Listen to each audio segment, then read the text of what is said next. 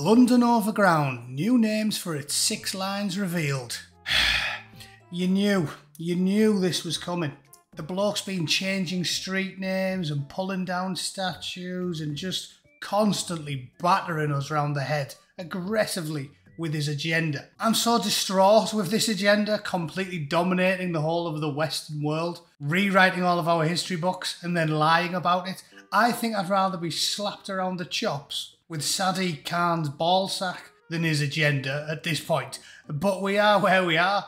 You can guess what the street names are. Not a single one of them isn't mind-meltingly woke. So let's get into them, shall we? I'm sure it'll be a thrilling journey.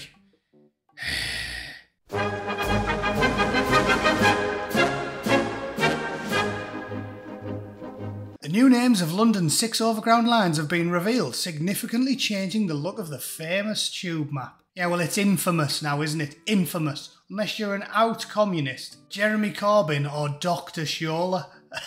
The people who actually built the country, it's purely antagonising them. And apparently it cost over £6 million to rename them, which astounds me in and of itself. How do you spend that much money knocking up a few signs and changing a few leaflets and websites? It staggers me. I'm assuming what Sadiq's done there is the actual cost is about £200,000 and the rest of the money's gone on AK-47s and ammunition for the basement in his favourite bell end shaped church at Finsbury Park that I'm sure you're all aware of. You do remember that, right? Mini Arsenal found at UK Golden Bell End Church. British anti-terror police found a mini arsenal, including a stun gun, an imitation weapon, a CS gas canister, and more during a search of the North London Central building in Finsbury Park on Monday. Yeah, there's an oldie but a goodie. This platform doesn't like me talking about those buildings, so I'm going to pick something slightly less controversial and less wordy than Big Golden Bell End Church. So from now on, we will use something that's not controversial on this platform by referring to those houses of worship as, again, something that the people in Silicon Valley won't find offensive. What could we pick? I know. Increasingly bizarre, fetish-based, borderline illegal pornography. Yeah, they're alright with that, aren't they? Last August, Transport for London announced it wanted to give the routes distinct identities to make it easier for passengers to navigate the network. Yeah, make the names of everything much longer, much more wordy, and name them after things that nobody with the IQ above room temperature has ever heard of before. That'll make it all easier. Yeah, much easier. Get rid of the Circle line and name it after a completely unknown Nigerian tribeswoman with 40 consonants in a name. Easy to remember that. The services will become known as the Lioness Line. There is nothing more cringe and pathetic than the English people. And I will say this, I don't think it's the English people. I've always pointed this out to Scottish, Irish and Welsh, my fellow chippy brothers and sisters around the British Isles. Because I'm a northerner, we've got chips on both shoulders. So we've got a lot in common. But it's really quite pathetic when they say, "Ugh, the English are arrogant." They're not. They're not arrogant. When the World Cup starts, I have never met a single English bloke in a pub in somewhere like Newcastle or Leeds, and they start the World Cup absolutely convinced that the collection of overpaid, lazy charlatans that we call the England team are going to win the World Cup. Nobody thinks they're going to win the World Cup. So they're not arrogant, are they? They just know they're better than Scotland, Ireland and Wales. It's not arrogant. England are shocking, but Scotland are worse. That's not me being arrogant. Unless you think claiming to be the tallest midget in the building is arrogance. I know they're not fit to lace the boots of Brazil and Germany and Italy and Portugal and half a dozen other countries, but they're better than Scotland. Does that make me arrogant? Don't think so. Also, it's got nothing to do with those, has it? It's amusing to call people like me nationalistic. Normal, cynical, working people. What the England team gets up to has nothing to do with me. Same as I don't deserve any credit because both my grandparents served in the Second World War. It wasn't me. I didn't do that. The only person that should take credit for any actions is the person that took the actions. So I don't think, I will argue the toss that we're an arrogant people. But anyway, I digress.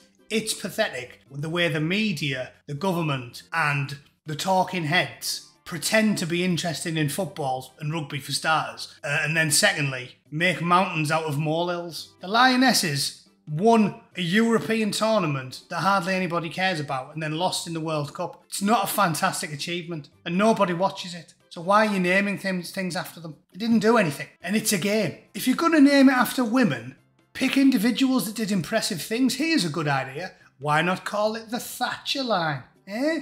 No, you don't like that one, eh?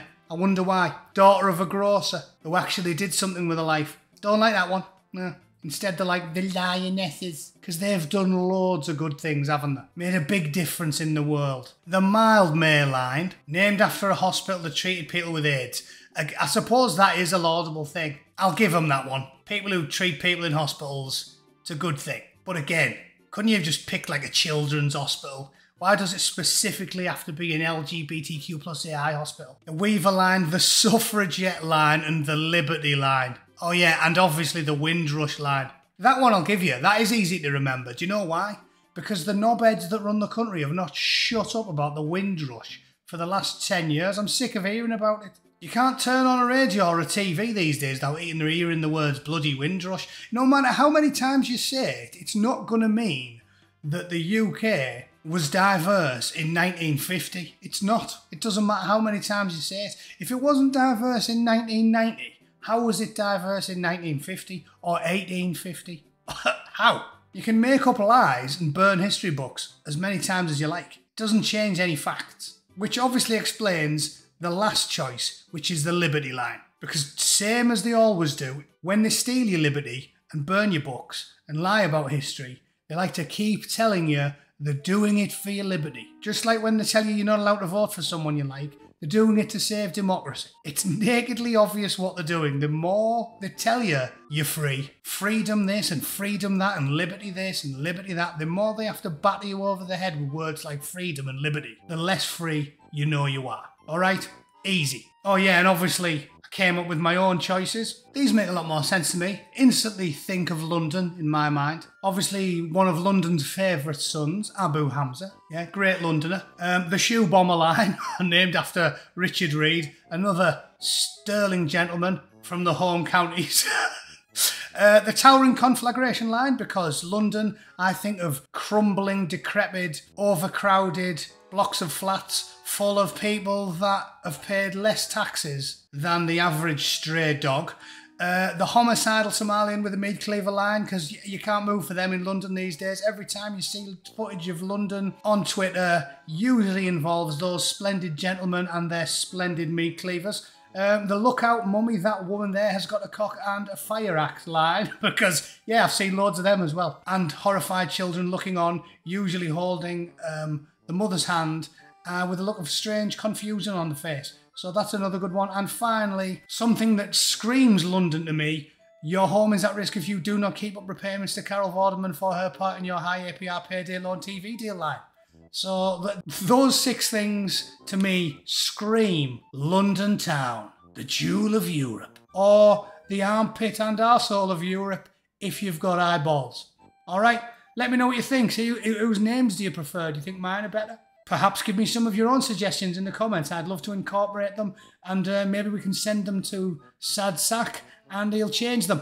Again, I mean, he's always changing the names of things, so why not do it again? It's only 6 million quid. When you're in more debt than a crack whore with a gambling problem, what's another 6 million quid, eh? Anyway, I hope you enjoyed that. Thanks for watching. I will see you all tomorrow, and I was going to do an extended video today. There's so much to talk about, but I haven't got time because I've got to work for a living, so I can pay for more towering blocks of flats that are going to burn down shortly afterwards. So yeah, I haven't got time, but I will cover them all on a live stream on Saturday at 7 PM, so tune in for that if you're not busy. All right, thanks for watching. See you all very soon, and thanks to all of my new members and subscribers. I've been getting a lot lately. I guess I've been took off the naughty list for a week. Not to worry, I'm sure Super Nan will stick me back on the naughty chair soon enough. See you all soon. Toodle pip.